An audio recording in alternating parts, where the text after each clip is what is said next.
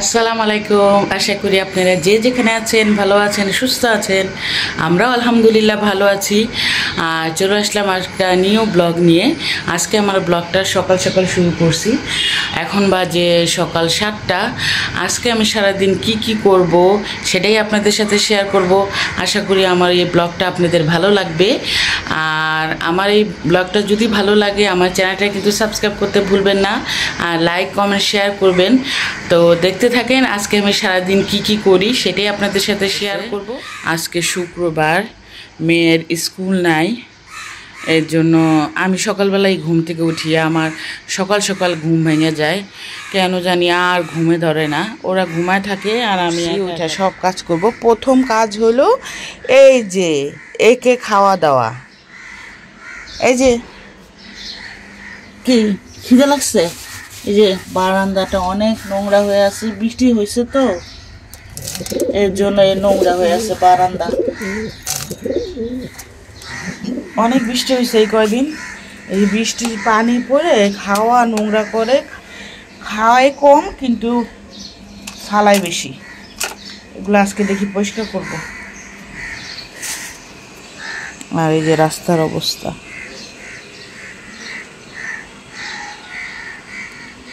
এখনো রাস্তা হালকা হালকা ভিজা আছে, কিন্তু ওয়েদারটা মাশাআল্লাহ ঠান্ডা ঠান্ডা ভালো লাগতেছে।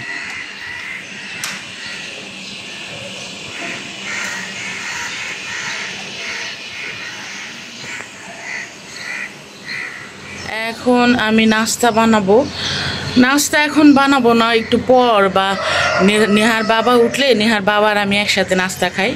আর ওরা দেরি করে উঠে পরে ওদের সাথে আমি ওদেরকে আমি গরম গরম ভেজে দিই নাস্তাটা। আর এখন আমি ঘুম থেকে উঠে একটু অবশ্য আমি বাসি কোনো কাজই রাখি না।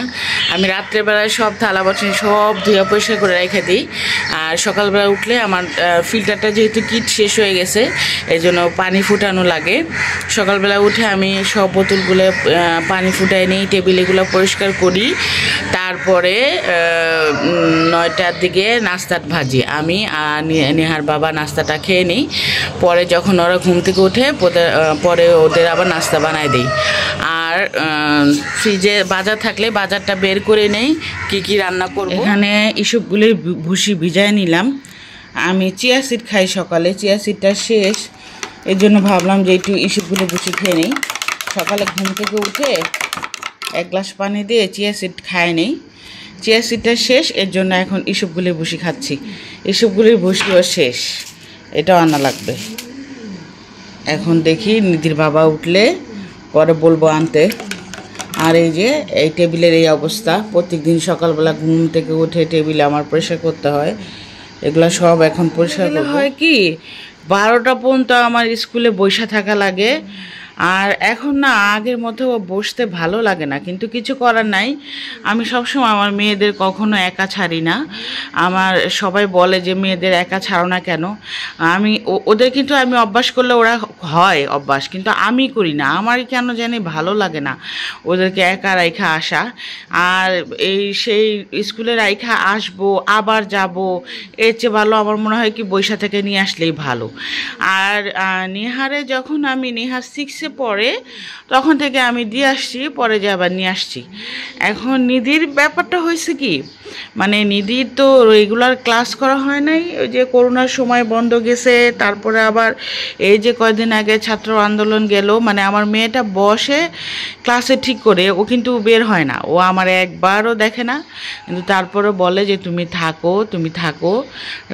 আমি আর যদি আয়সাও পড়ি ও কিন্তু বুঝবেও না, কারণ ওদের ক্লাসের সামনে মানে ভিতরেই যাওয়া নিষেধ, আপনি বারান্দায় দাঁড়াতে পারবেন না।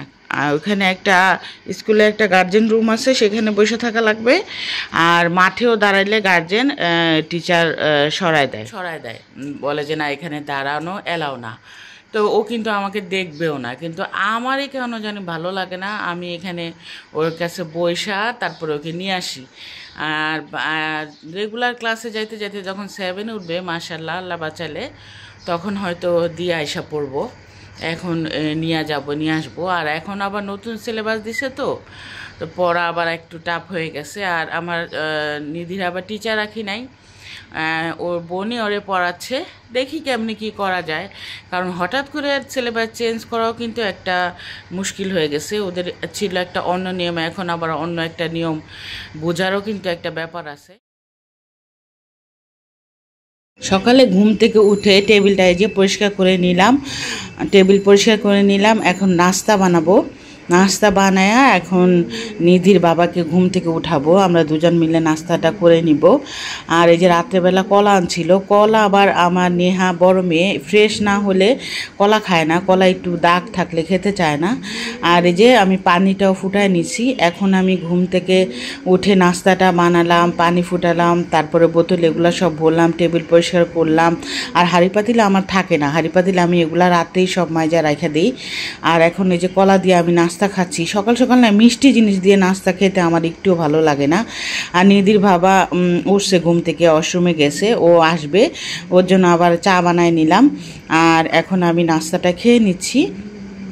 আর অনেক দিন ধরে ভাবছিলাম যে ভাইয়ের বাসায় যাব, মনটা অনেক খারাপ ছিল, কিন্তু যাওয়া হচ্ছে না। ভাবিকে ফোন দিয়ে বলছিলাম যে আপনার বাসায় আসবো, ভাবি বলল যে এত দূরে থাকেন, মন চাইলেও আসা যায় না। আর এখানে আমার মেয়ে আমাকে আবার নেল পালিশ পরাই দিবে, আমি আবার বললাম যে না দিও না, ও আবার নখ পরিষ্কার করে দিচ্ছে আমার, আর নেল পালিশ পরাই দিবে। আর বড় ভাবির সাথে কথা বলে মনটা অনেক খারাপ হয়ে গেল, কারণ বড় ভাবি বলল যে, বড় ভাবি বলতে আমার একটাই মাত্র ভাই, আমার বাবা নাই, মা নাই, কেউ নেই আমার আশেপাশে। আমার মাঝে মধ্যে নিজেকে খুব একা মনে হয়, আর মাঝে মধ্যে মনে হয় আমার বাচ্চাগুলোও খুব এতিম, দাদা দাদি নানা নানি কেউই নাই, সবাই মারা গেছে। আর এই যে নেল পালিশ পরাই দিছে আমার মেয়ে আমাকে। আর এখানে বিকালবেলা আবার নাস্তা আনছিল, তো ভাবি আবার বলল যে পাশে বাসা থাকলে কত সুবিধা হইতো, মাঝে মধ্যে ভর্তা টর্তা রান্না করে, কত কিছু রান্না করে দিয়ে খাওয়া যেত। আর আসেন না কেন, আসতে পারেন না, এসে ঘুরে যান। আমার ভাইয়ের বাচ্চাগুলো অনেক মন খারাপ করে যে ফুপু তুমি আসো, আয়সা বেড়ায় যাও। আসলে যাওয়া হয় না কেন, এত দূর যেতে মন চায় না। তাই আবার কক্সবাজারে গেছিলো, সেখান থেকে আমার জন্য শুটকি আনছে। তো শুটকি আনার জন্য ভাবি বলতেছে আসেন, আয়সা ঘুরা যান, কিন্তু এত দূরে যাওয়া আসলে সম্ভব না। আর যেহেতু ছোটো মেয়ের পরীক্ষা শুরু হয়ে যাবে, স্কুলে যেতে হবে, এর জন্য যাব না। মাঝে মধ্যে ভালো লাগে না, মনে হয় কোথা থেকে একটু ঘুরে আসি, আসলে কেউই নেই আমার ঘোরার মতো, আসলে যাওয়ার কোনো জায়গাই নাই। আর এখানে রাত্রেবেলা বাচ্চাদের জন্য আমি আবার মাঝে মধ্যে ওই যে মুরগিটা না এক টুকরা করে উঠায় ফ্রিজে রেখে দিই, যখন বেশি হয় না তখন মেরিনেট করে আমি রেখে দেই। ওরা যখন ভাত টাত খেতে চায় না তখন একটু দুইটা করে ভেজে দেই, ওটা ওরা খেয়ে নেয়। এই যে দেখছেন বক্সের ভিতরে আছে। সবসময় পারি না, যখন পারি ওই দু একটা করে ভেজে দেই। আর রাত্রেবেলা ওদেরকে আবার এখন ওরা ভাত খাবে, এর জন্য ভাবলাম যে কয়েকটা মুরগি ভেজে দেই পিস, আর আমাদের জন্য। আর এই যে নেল পালিশটা পরাই দিছে, বলছে যে আম্মু এটা উঠাবা না। তো এই ভাবলাম যে ওদের জন্য একটু মুরগি ভেজে দেই, আর আমাদের কালকে লাউ দিয়ে মুরগি তরকারি আছে, সেটাই আমরা দুজন খেয়ে নিব। আর রাত্রেবেলা এখনও রাস্তা একদম ভিজা ভিজা আছে, বৃষ্টি বৃষ্টি ভাব ওয়েদারটা, তারপরও ভালো লাগে, বৃষ্টি হলেই ভালো লাগে। ঠান্ডা পড়ছে, অসহ্য গরম ছিল এই কয়দিন, গরমে মোটেও ভালো লাগতো না। আর এই যে ডাল রান্না করছি, আর এই যে তরকারিটা জাল দিয়ে নিচ্ছি, তরকারিটা ফ্রিজে ছিল তো এই জন্য জাল দিয়ে নিচ্ছি। আমি আর নিধির বাবা খেয়ে নিব, রাত্রেবেলা এটা দিয়ে ভাত খাবো। আর আমার কাছে সবজি তরকারি সবসময় ভালো লাগে, যেই কোনো সবজি। শীত আসলে কিন্তু আরও ভালো লাগে, ফুলকপি, সিম, টমেটো এগুলা দিয়ে মাছ রান্না করলে আমার এত ভালো লাগতো। আর আমার শাশুড়ি না একটা সবজি রান্না করতো মাছ ছাড়া, সব রকম সবজি দিয়ে, সেটাও অনেক ভালো লাগতো। আমি আর আমার শাশুড়ি সেই সবজিটা খেতাম, খুব মজা লাগতো।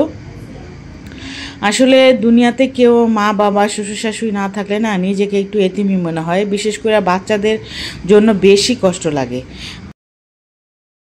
আজকে তো বৃষ্টি বৃষ্টি ঠান্ডা, এর জন্য আজকে আমরা ভিতরে রুমেই শুব, ওই রুমে আনাইলে আমরা এই যে রুমে সবাই মিলা শুই।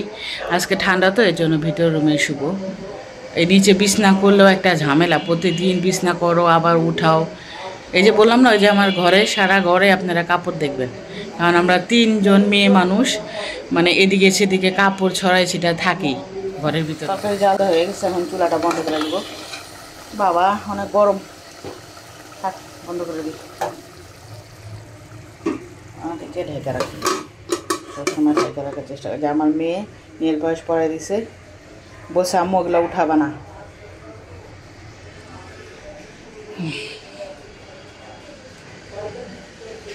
আর ওই ঘরে সবাই মিলে টিভি দেখতেছে।